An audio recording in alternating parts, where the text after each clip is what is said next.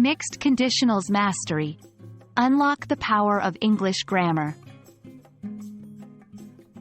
Hello, language learners.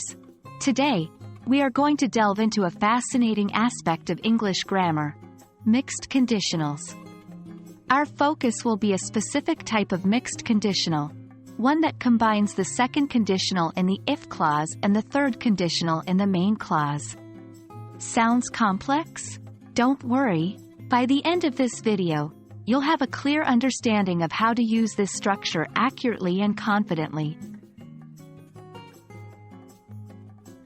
First, let's recap what mixed conditionals are. A mixed conditional is a grammatical structure that combines two different types of conditional sentences. We use it to express situations spanning over different time frames or to highlight the contrast between reality and hypothetical situations. Now, let's dive into mixed conditional type 1. This is when we use the second conditional in the if clause and the third conditional in the main clause. If clause, second conditional. This part uses the structure if plus simple past. It talks about an unreal or hypothetical condition in the present or future. Main clause, third conditional. This part uses the structure would have plus past participle. It talks about an unreal past consequence. Let's explore some examples. Example 1. If I knew how to swim, unreal condition, I would have joined the race yesterday, unreal past consequence. Example 2.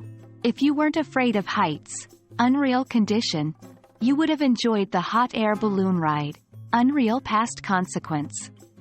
In these examples, the if clause talks about an unreal situation in the present or future, and the main clause talks about an unreal outcome that could have happened in the past.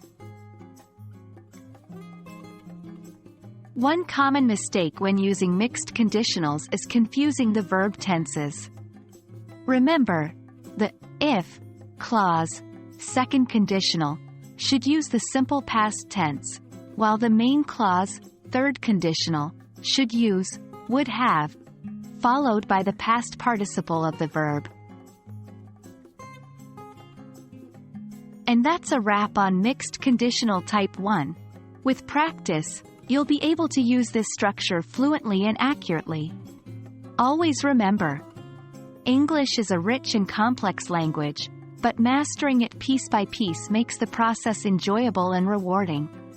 Keep practicing, and soon, these mixed conditionals will feel as natural to you as your native tongue.